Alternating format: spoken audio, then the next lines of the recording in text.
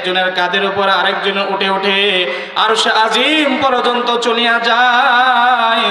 চলিয়া যাওয়ার পরে মালিকের দরবারে বলে, আয় আল্লাহ, কিছুক্ষণ আগে যে এরকম কি খালি একটি পরিত্যক্ত ময়দান ছিল যেখানে আমরা কেউ ছিলাম না, কিন্তু কিছু সময়ের মাধ্যমে ব্যবধানে আমরা এখানে যাওয়ার জন্য এরকম কি উপস্থিত হইলাম, যাওয়ার জন্য মনটা বড় ছটফট করতেছে। আল্লাহ তাআলা ওই সমস্ত ফেরেশতাদেরকে ডেকে বলে, ও আমার ফেরেশতারা, কি এমন হইল যে মাঠের ভিতরে তোমরা এরকম কি একজনের কাঁধের উপর আর একজনের কাঁধে পাড়া দিয়ে আসছে আজিম পর্যন্ত চলে আসছো? সমস্ত ফেরেশতাগুলো ডাক দিয়ে বলে, ও আমার মালিক, ওই যে একটা বাইতুল আমান জামে মসজিদের সামনে একটা পরিত্যক্ত মাঠ ছিল, সেখানে সেখানে কিছু বান্দারা আছে জিকিরের মসজিদ চালু করছে, জান্নাতের বাগান চালাইছে রহমান, বেহেশতের বাগান চালু করছে, আপনার নবীর কথা আপনার হাদিসের কথা তারা আলোচনা করতেছে। আমার আল্লাহ বলেন, ওই সমস্ত মানুষগুলো কি আমাকে দেখছে? বলে, না না, আপনাকে দেখে নাই। বলে, ওই সমস্ত মানুষগুলো কি আমার বরত্বের কথা নিজে চোখে দেখছে? বলে, না না, দেখে নাই। বলে, আলোচনা করে কে? সাধারণ একটা মানুষ যার শরীর স্বাস্থ্য তেমন ভালো না। বলে, সেখানে শ্রোতাগুলো কে? বলল, সেখানেও সাধারণ কিছু শ্রোতা, যাদের এরকম কি হাই সোসাইটির কোনো মানুষ সেখানে নাই। আমার আল্লাহ সুবহানাহু ওয়া তাআলা ফেরেশতাদেরকে ডাক দিয়ে বলেন, ও আমার ফেরেশতারা, তোমরা সাক্ষী থাইকো যে ওই মাঠের ভিতরে যে সমস্ত বক্তা আর শ্রোতাগুলো আলোচনা করতেছে, আমি আল্লাহ সুবহানাহু ওয়া তাআলা ওই সমস্ত শ্রোতা এবং বক্তা আর সমস্ত সগীরা গুনাহগুলো আমি মাফ করে দিলাম। আরে মিয়া, জোরে বলেন না সুবহানাল্লাহ, আরো জোরে বলেন সুবহানাল্লাহ। আমরা এখানে আইসা লাভ পাইলাম না লস পাইলাম? লাভ। ও আমার এলাকাবাসী সমস্ত ভাইরাম, যারা আপনারা এখনো মনের ভিতরে খুব নিয়ে বসে আছেন, প্রধান বক্তা এখনো মঞ্চে যায় নাই, আমরা এখনো মঞ্চে আসবো না, ওরে ভাই না না না, যখন থেকে জালিসুর রহমান বেহেশতের বাগান শুরু হয়ে গেছে, আল্লাহ সুবহানাহু ওয়া তাআলা আপনার আমলনামার সমস্ত সগীরা গুনাহগুলো এরকম কি মাফ করতেছে। মেরে মোহতারম ভাই, তো আমার আলোচনা সময় অল্প, আমি একটা প্রেক্ষাপটে একটা কুরআনুল কারীমের একটা আয়াতে কারিমা তেলাওয়াত করেছি। আপনারা জানেন যে আয়াতে কারিমা কিসের উপরে তেলাওয়াত করেছি, কারণ বাঙালি কিছু কিছু কোরআনের আয়াত এমন আছে যেটা মুখস্থ, কি বলেন, তাই না? মুখস্থ। আমি সরাসরি আয়াতে কারিমার ভূমিকার ভিতরে চলে যাব, যেহেতু তাফসীরুল কোরআন মাহফিল, আয়াত থেকে কিছু কথা বলবো ইনশাআল্লাহ, আল্লাহ সুবহানাহু ওয়া তাআলা যদি তৌফিক দান করেন। আল্লাহ সুবহানাহু ওয়া তাআলা বলেন, ইয়া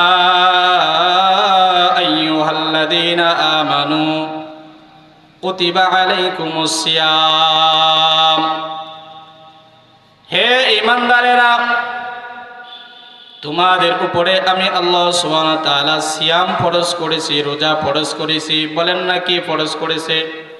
রোজা ফরজ করেছে, সিয়াম ফরজ করেছে। কামা কুতিবা আলাল্লাযীনা মিন ক্বাবলিকুম লাআল্লাকুম তাত্তাকুন,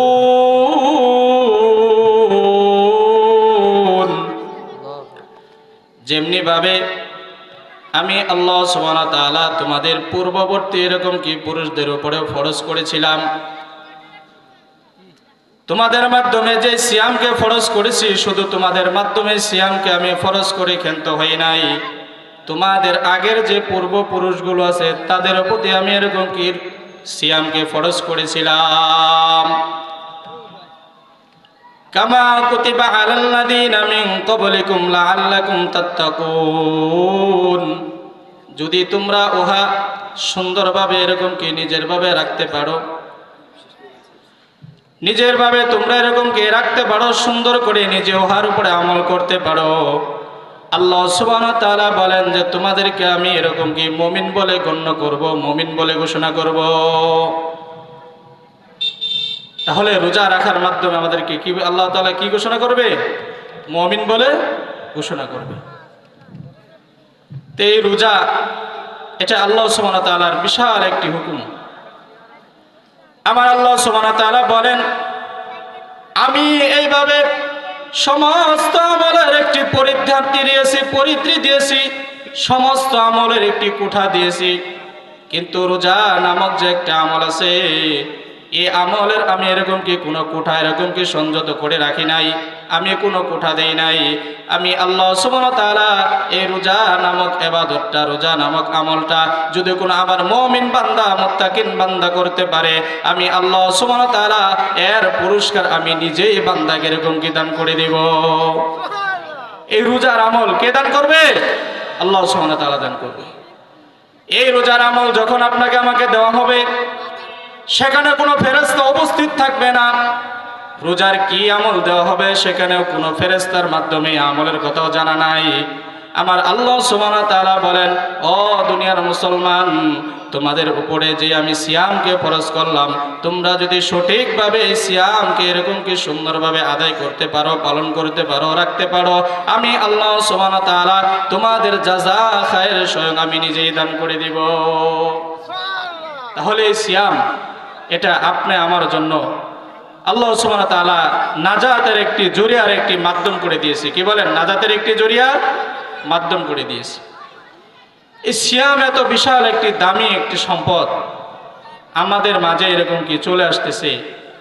এই কিছুদিন পরেই কিছু মানুষের এরকম কি মনের ভিতরে চিন্তা চেতনা আসবে যে রোজা আসতেছে, আমাদের জন্য একটা মুসিবত শুরু হইতেছে। কি বলেন? মুসিবত শুরু হইতেছে। কিন্তু না না না, ও আমার সমস্ত পর্দার অন্তরালের মা এবং বোনেরা, সমস্ত মুসলমান ভাইরা, তোমাদেরকে আমি হাতে পায়ে ধরে বলে যাই, সিয়াম নামক যে সম্পদ আল্লাহ সুবহানাহু ওয়া তাআলা তোমাকে দিয়েছে, এটাকে মুসিবত মনে করবা না। কারণ তুমি যদি এটাকে মুসিবত মনে করো, তাহলে আল্লাহ সুবহানাহু ওয়া তাআলা তোমার জন্য এরকম কি জাহান্নামের আগুনকে ওয়াজিব করে দিবে। সিয়াম যখন শুরু হয়ে যায়, মাটির উপরের মানুষগুলো মুসিবতে ভোগে, কিন্তু মাটির নিচের মানুষগুলো বড় এরকম কি আনন্দ পায়। কারণ রমজানের চাঁদ যখন উদিত হয়ে যাবে, এই রমজানের চাঁদ উদিত হওয়ার সাথে সাথে আল্লাহ সুবহানাহু ওয়া তাআলা সমস্ত কবরবাসীর আযাবগুলো এরকম কি মাফ করে দেয়। তেমনি ভাবে তুমিও যদি মুত্তাকি হও, পরহেজগার হও, তাকওয়াবান হও, আল্লাহওয়ালা হও, খোদাভীরু হও, তোমাকে এরকম কি যত বড় গুনার ভিতরে তুমি ডুবে না কেন মুসলমান, যত বড় গুনার ভিতরে তুমি থাকো না কেন মুসলমান, যখন তুমি রমজানের রোজা এরকম কি রাখবা, একমাত্র আল্লাহ সুবহানাহু ওয়া তাআলাকে খুশি করার উদ্দেশ্যে তুমি যখন রোজা রাখবা, এই আমল কাউকে দেখানোর কোনো আমল নয়। এই আমল হচ্ছে আল্লাহ তাআলার সন্তুষ্টি অর্জনের মাধ্যম, একটা মাধ্যম কেবলমাত্র। এই মাধ্যম যদি তুমি এরকম কি রাখতে পারো, আল্লাহ সুবহানাহু ওয়া তাআলা প্রত্যেকটা রাতে এরকম কি তোমাকে মুমিন বলে গণ্য করে দিবে। তাহলে এই রমজান এটা বিশাল একটি গুরুত্ব, একটি ফজিলত আপনি আমার মাঝে আসতেছে। এই রমজানের প্রত্যেকটা আমল আমাদের সঠিকভাবে করতে হবে। কি বলেন? সঠিকভাবে করতে হবে। আমল করার বিষয়টা হচ্ছে যে, এক নাম্বার, রোজা যদি আমরা এরকম কি রাখি, আমাদের সর্বপ্রথম আল্লাহ সুবহানাহু ওয়া তাআলা বলেন তোমাকে এরকম কি দুইটা জিনিসের হেফাজত করতে হবে। এক নাম্বার হচ্ছে তোমাকে এরকম কি স্ত্রী সহবাস থেকে এরকম কি বিরত থাকতে হবে। কি থাকতে হবে? স্ত্রী সহবাস থেকে বিরত থাকতে হবে। তোমাকে এরকম কি দিনের বেলা কোনো কিছু পানাহার করা যাবে না। আপনি আমার এরকম কি শরীয়ত কতটা সোজা আসছে, আমাদের আগের যারা পুরুষ ছিল তাদের প্রতি যখন রোজাকে আল্লাহ সুবহানাহু ওয়া তাআলা ফরজ করে দেয়, ফরজ করে দেওয়ার সাথে সাথে কিছু দিন এরকম কি ধার্য করে দেওয়া ছিল, কিছু এরকম দিন আপনি আমার ওরকম কি পুরুষদেরকে ধার্য করে দেওয়া ছিল যে ওই দিনের ভিতরে কোনো পুরুষ কোনো মহিলার সাথে এরকম কি কথা বলতেও পারবে না, খানাপিনাও করতে পারবে না। যদি খানাপিনা করে কথা বলে তাহলে সাথে সাথে তার রোজাকে এরকম কি তার রোজা নষ্ট হয়ে যাইতো, ভেঙে যাইতো। কিন্তু মুসলমান, আপনি আমাকে আল্লাহ সুবহানাহু ওয়া তাআলা এমন সুন্দর একটি শরীয়ত উপহার দিলেন, এমন শরীয়তের ভিতরে মাত্র এরকম কি 12, 13, 14 ঘন্টা, কোনো সময় 20 ঘন্টা এরকম কি সুবহে সাদেকের আগে সেহরির সময় তুমি কিছু খাইবা, খাওয়ার পরে রোজা রাখবা, সারাদিন উপবাস থাকবা, থাকার পরে ইফতারের আগ মুহূর্তে এরকম কি মাগরিবের নামাজের যখন আজানের সময় হয়ে যাবে তখন তুমি রোজাকে ছেড়ে দেবা। সেখানে তুমি স্ত্রীর সাথে কথাও বলতে পারবে, তাদের সাথে দেখাও করতে পারবে, এরকম কি মোলাকাতও করতে পারবে, সমস্ত কিছু করতে পারবে, তোমার রোজাকে নষ্ট হবে না যদি তোমরা তোমাদের স্ত্রীকে সশরীর এরকম কি সহবাসের ভিতরে তোমরা লিপ্ত হয়ে না যাও। তাহলে আমাদের শরীয়ত কতটা সোজা, আমাদের শরীয়ত কি কতটা সোজা। তাহলে এই সোজা শরীয়ত পায়াও আমাদের মতো কিছু কপাল পোড়া মুসলমান যারা আমরা রোজার মতো একটি নেককার আমলকে আমরা এরকম কি ছেড়ে দিয়ে এরকম কি জাহান্নামে যাওয়ার জন্য রেডি হয়ে যায়। বলেন কেমনে? আরে মোহতারাম ভাই, যখন আপনার রমজান শুরু হয়ে যাবে, হাদিসের ভিতরে আসছে আল্লাহর নবী মুহাম্মদ রাসূলুল্লাহ সাল্লাল্লাহু আলাইহি ওয়াসাল্লাম বলেন, শাবানের প্রত্যেকটা মাস, শাবানের প্রত্যেকটা দিন তোমরা এরকম কি গণনা করো।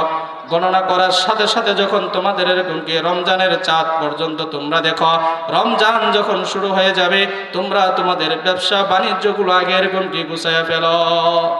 কিন্তু সমাজের দিকে তাকায় দেখেন কি অবস্থা। রমজান যখন আসে, কিছু কিছু মানুষ এমন আছে সারা বছর উট পেতে বসে থাকে, সারা বছর তার ব্যবসার কোনো হিসাব মেলায় না।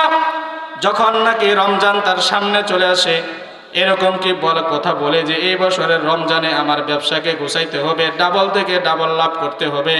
রমজানে কিছু কিছু ব্যবসায়ী এমন আছে যে মানুষ এরকম কি পকেট কাটার মতো একটা দান